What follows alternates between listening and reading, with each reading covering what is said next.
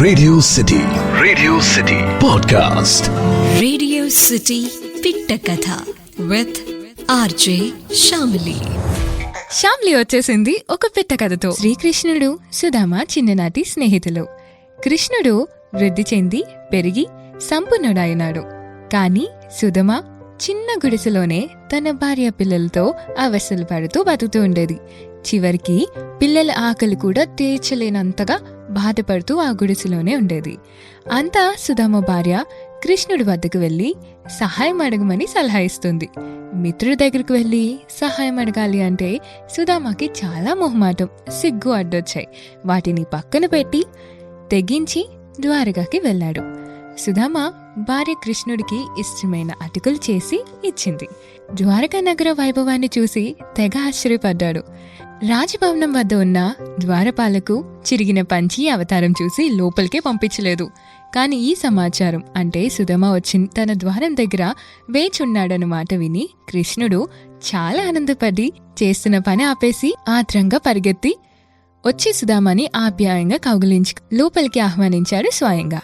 అంతేకాదు చాలా ప్రేమగా గౌరవంగా సుధామ కాళ్ళు కడిగి తన పక్కనే కూర్చోబెట్టుకుని చిన్ననాటి మెమరీస్ అన్ని తలుచుకుంటూ ఇద్దరు హ్యాపీగా మాట్లాడుకుని అన్ని కబుర్లు చెప్పుకుంటున్నారు.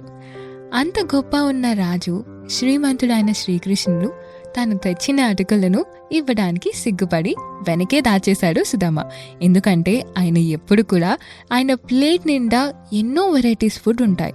మరి ఈయన తెచ్చిన అటుకులు ఏం సరిపోతాయి, అసలు తీసుకున్నా తింటాడా అని ఒక డౌట్తో సందేహంతో సుధామ అసలు దాన్ని ఇవ్వడానికి కూడా ఇష్టపడలేదు. కానీ కన్నయ్యకి అన్ని విషయాలు తెలుస్తాయి, అన్ని గమనిస్తారు కదా. సో అలానే ఈ విషయాన్ని కూడా గమనించారు.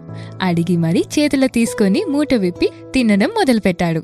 శ్రీకృష్ణుడికి ప్రేమగా అండ్ ఆదరణకి సుధామ చాలా సంతోషించాడు. సెలవు తీసుకొని తన ఊరొచ్చేశాడు.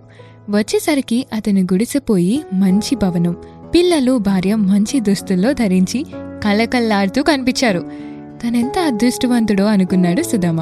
నోరు తెరిచి ఏం చెప్పలేదు, సహాయం అడగలేదు. అయినా కృష్ణుడు తెలుసుకొని తనకి ఏం కావాలో అది ఇచ్చేశాడు. ఇదే నిజమైన స్నేహం అంటే అని అనుకొని మురిసిపోయాడు. దీని ద్వారా మనకి తెలిసిన నీతి ఏంటి అంటే నిజమైన స్నేహితులకి అంతస్తు పని లేదు. నిన్ను హాయిగా ఉంచటమే వాళ్ళ కర్తవ్యంగా భావిస్తారు. ఇదే కదా నిజమైన స్నేహం అంటే.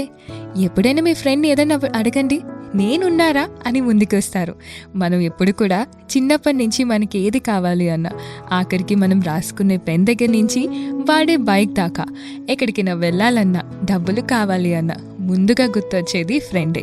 ఇంకా ఇంట్లో వాళ్ళని అడగడానికి మొహమాట పడతామేమో కానీ ఏదైనా ఖర్చుండి ఫోన్ చేసి అరే హలో అనగానే చెప్పరా ఏంటి ఏం కావాలి అని వెంటనే అట్నుంచి రిప్లై వస్తుంది. అంటే మన ఫ్రెండ్కి కూడా మన వైబ్రేషన్స్ తెలిసిపోతాయి. మనం నోరు తెరిచి అడగాల్సిన అవసరం కూడా ఉండదు. కొన్నిసార్లు వాళ్ళే తెలుసుకొని అన్ని ఏర్పాట్లు చేసేస్తారు. నిజమైన స్నేహితుడు మన వెంటే ఉంటాడు. మనకి కష్టం వచ్చిందని తిరిగి వెళ్ళిపోడు. మనకు కావాల్సినవన్నీ తెచ్చిపెట్టిస్తాడు అడగకుండానే. మనకి ఏదైనా ఇష్టమైతే అది పొరపాటున వాళ్ళ ఇంట్లో చేస్తే పట్టుకొని పరిగెట్టుకుంటూ మన దగ్గరికి ఒక బాక్స్లో మరి తీసుకొని వస్తారు. ఎప్పుడైనా ఆలోచించారా?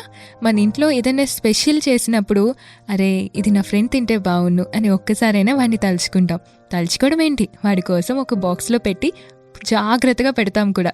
నెక్స్ట్ డే స్కూల్కో లేదా కాలేజ్కో వెళ్ళినప్పుడు తనకి ఇవ్వాలి అని. అంత ప్రేమిస్తాం మన ఫ్రెండ్స్ని. అందుకే అంటారేమో స్నేహితుడిని మనమే ఎత్తుక్కుంటాం అని.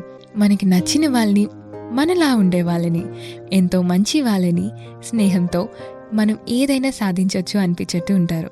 ఎవరినైనా ఎప్పుడైనా కదపండి, మీ స్నేహితుడు మీకు ఏం హెల్ప్ చేశారు అంటే ప్రతి ఒక్కరి దగ్గర ఒక కథ ఉంటుంది. నా జాబ్ రావడానికి నా ఫ్రెండే హెల్ప్ చేశాడు, నా పెళ్లి జరగడానికి నా ఫ్రెండ్ హెల్ప్ చేశాడు అని చాలామంది అంటారు. అండ్ నిజంగా తెలుసా, ఎంతోమంది ఫ్రెండ్స్కి జాబ్ రిఫరెన్స్ ఇస్తారు, ఇంకొంతమంది ప్రేమలో హెల్ప్ చేస్తారు, ఇంకొంతమంది ఫినాన్షియల్గా హెల్ప్ చేస్తారు. నాకు తెలిసి కూడా ఒక ఫ్రెండ్ ఉన్నాడు, ఎప్పుడైనా సరే ఏ సహాయం కావాలన్నా మొహమాట పడొద్దు అంటాడు. కానీ మనకి మొహమాటం అడ్డొస్తుంది కదా. ఎప్పుడైనా ఫోన్ చేసి హలో ఇలా అవసరం ఉంది అనగానే టక్కున ఏమని కూడా ఆలోచించకుండా వేసేస్తాడు. మళ్ళీ దానికి తిరిగి మనం ఇచ్చేస్తామా లేదా అన్నది కూడా ఆలోచించరు. అలాంటి గొప్ప స్నేహితులు మన జీవితంలో ఉండడమే మన అదృష్టం. Radio city. ఒక ఊరి చివర పచ్చని మైదానంలో 4 ఆవులు ఎంతో హ్యాపీగా ఫ్రెండ్లీగా ఉండేవి. కలిసి గడ్డి మేసేవి, కలిసి తిరిగేవి. ఇవి ఎప్పుడూ కలిసిమెలిసి గుంపుగానే ఉండేవి కాబట్టి పులి గాని సింహం గాని వీటికి జోలికి రాలేకపోయావి. కొంతకాలానికి ఏదో విషయం మీద వాటి మధ్య కూడా దెబ్బలాట జరిగాయి. 4 ఆవులు 4 వైపులు విడిపోయి విడివిడిగా గడ్డి మేయటం వెళ్ళాయి. ఇదే సరైన సమయమని పులి సింహం పాదలో దాక్కొని ఒకదాన్ని చంపేశాయి. అందుకే అంటారు, ఏదైనా మన మధ్య స్నేహం గట్టిగా ఉన్నప్పుడే ఎవరైనా సరే మన దగ్గరికి రావడానికి భయపడతారు. లేదు అంటే ఇలానే జరుగుతుంది. ఎప్పుడో ఒక మాట మన పెద్దవాళ్ళు చెప్తూ ఉంటారు కదా, ఒక కర్రని ఇరపడం చాలా ఈజీ, అదే బండిల్ ఆఫ్ స్టిక్స్ని ఇరపడం చాలా కష్టం. ఎప్పుడైనా సరే అది ఫ్యామిలీ అయినా ఫ్రెండ్స్ అయినా మన గ్రూప్ స్ట్రాంగ్గా ఉంటేనే ఎవరైనా మన దగ్గరికి రావడానికి భయపడతారు. అమ్మో వీళ్ళందరూ కలిసి ఉన్నారు, మనం వెళ్ళామా తట్టుకోలేం అని వెనక్కి వెళ్ళిపోతారు. లేదు మనం సింగిల్గా ఉన్నాము అంటే ప్రతి ఒక్కరు వచ్చి ఏ హాని చేద్దామని ఆలోచిస్తారు. మన ఫ్రెండ్షిప్లో చాలా వరకు గొడవలు వస్తూనే ఉంటాయి. కానీ ఈగోలు యాటిట్యూడ్ పక్కన పెట్టేసి ఒకరినొకరు అర్థం చేసుకొని వాళ్ళతో స్నేహం చేస్తేనే మనం ముందుకు వెళ్ళగలం. లేదు వీళ్ళేంటి ఇలా ఉన్నారు, నాన్నే హర్ట్ చేస్తారా, నా ఈగో హర్ట్ అయిందని చెప్పి నువ్వు మాట్లాడితేనే ఫస్ట్ నేను మాట్లాడతా, లేదు అంటే నేనెందుకు మాట్లాడాలి, ఇలా అనుకొని దూరం పెంచుకుంటే ప్రతి ఒక్కరితోని విడిపోవడమే జరుగుతుంది. ఏ మనిషి కూడా పర్ఫెక్ట్గా ఉండరు. మనం వాళ్ళని పర్ఫెక్ట్గా మార్చుకోవాలి. లేదు అంటే మనిషిలో ఉన్న మంచి లక్షణాలే కాదు, వాళ్ళ ఫ్లాస్ని కూడా మనం ఇష్టపడేలా ఉండాలి.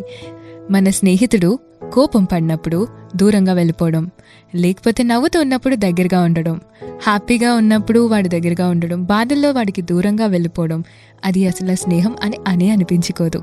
ఎప్పుడైనా ఒక విషయం గుర్తుపెట్టుకోండి, స్నేహితుడు మనం ఎంచుకున్నాం. మన మధ్య గొడవ వస్తే మనమే సాల్వ్ చేసుకుందాం. మూడో మనిషిని తీసుకొని వచ్చి ఈ ప్రాబ్లం సాల్వ్ చేయని ఎప్పుడూ అడగకూడదు. ఇద్దరి మధ్య మూడో వ్యక్తి రాకూడదు.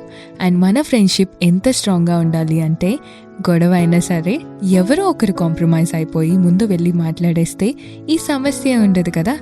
నేను కూడా ఇలానే నా బెస్ట్ ఫ్రెండ్తో గొడవాడాక అంటే రోజు మాట్లాడుకునే మనిషితో కొన్ని రోజులు మాట్లాడకపోతే ఎలా ఉంటుంది, అలానే నేను బాధపడ్డాను. కానీ ముందు తనే మాట్లాడుతుంది కదా అని నేనే ఫస్ట్ మాట్లాడాలని తను, ఇద్దరం కొన్ని రోజులు అలానే మాట్లాడుకోవడం మానేసాం. తర్వాత మాకు అర్థమైంది ఒకరి గురించి ఒకరి వాల్యూ. సో ఫస్ట్ తనే మాట్లాడింది అనుకోండి, కానీ ఇద్దరం కలిసి మళ్ళీ నార్మల్ అయిపోయాం. ఎప్పుడైనా ఒక విషయం గుర్తుపెట్టుకోండి, స్నేహితుల మధ్య గొడవలు అనేవి కామన్గా జరుగుతూ ఉంటాయి. దాని గురించి విడిపోయి మీరు ఒకవైపు వాళ్ళొక వైపు ఎప్పుడూ వెళ్ళకూడదు. అండ్ ఒక్క నీతి మాత్రం తెలుసుకోండి, ఐక్యమత్యమే బలం అని. Radio city podcast.